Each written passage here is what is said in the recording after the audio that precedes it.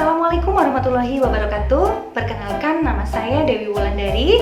Saya dari Universitas Terbuka Pokja Genteng A dengan nomor induk mahasiswa NIM saya 837577296.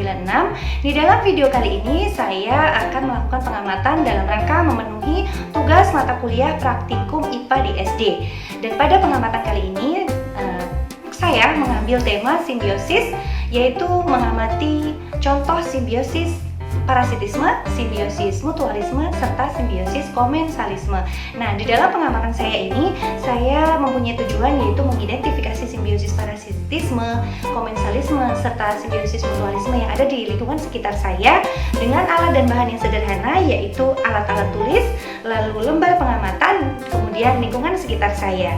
Dan dengan cara kerja, menyiapkan alat bahan yang diperlukan, lalu langsung pergi ke lingkungan alam sekitar saya untuk mengamati beberapa simbiosis seperti contoh-contoh simbiosis parasitisme, simbiosis mutualisme, serta simbiosis komensalisme.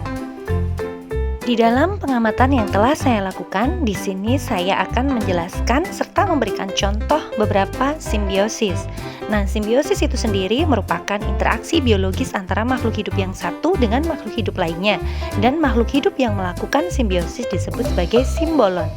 Nah, pada kali ini saya melakukan pengamatan suatu contoh. Yang pertama adalah simbiosis parasitisme.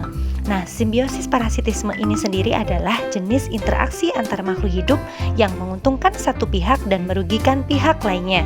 Makhluk hidup yang merugikan disebut sebagai parasit, sementara itu makhluk hidup yang dirugikan disebut sebagai inang. Parasit sangat bergantung hidupnya pada makhluk hidup lain. Mereka akan mengambil makanan serta cadangan makanan inangnya untuk bisa bertahan hidup. Contoh sederhana di sini adalah manusia dengan nyamuk. Nah, nyamuk malaria merupakan salah satu parasit yang bisa menyebabkan kerugian pada inangnya, yaitu manusia. Nyamuk akan menghisap darah manusia kemudian meninggalkan parasit berupa virus. Selanjutnya, yang kedua, yaitu simbiosis mutualisme. Pengertian dari simbiosis mutualisme itu sendiri adalah hubungan antara dua organisme yang berbeda jenis, namun saling menguntungkan satu sama lain. Dalam hubungan ini, artinya kedua organisme sama-sama tidak ada yang dirugikan. Kerugian bagi keduanya justru adalah ketika simbiosis itu tidak dilakukan. Oleh karena itu, kehadiran makhluk hidup lain menjadi begitu penting bagi mereka yang mengalami simbiosis jenis ini. Nah, di sini saya melakukan pengamatan contoh dari simbiosis mutualisme, yaitu antara kupu-kupu dan lebah dengan bunga. Nah, dalam hubungan ini, kupu-kupu atau lebah tidak menjadi satu-satunya pihak yang diuntungkan karena mendapat sari makanan dari bunga. Bunga juga mendapatkan manfaat atau keuntungan serupa berkat simbiosis ini. Dalam hal ini, keberadaan kupu-kupu dan lebah membantu bunga dalam proses penyerbukan. Selanjutnya, yang terakhir adalah simbiosis komensalisme. Nah, simbiosis komensalisme merupakan interaksi antara dua makhluk hidup yang menguntungkan salah satu pihak, tetapi tidak merugikan pihak lainnya. Berikut adalah beberapa contohnya.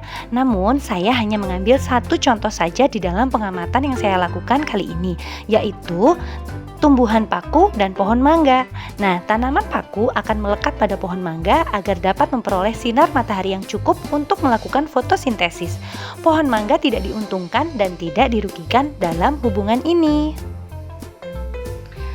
Demikian pengamatan yang dapat saya lakukan, serta demikian laporan video yang dapat saya laporkan, yaitu tentang simbiosis mutualisme, simbiosis parasitisme, dan juga simbiosis komensalisme.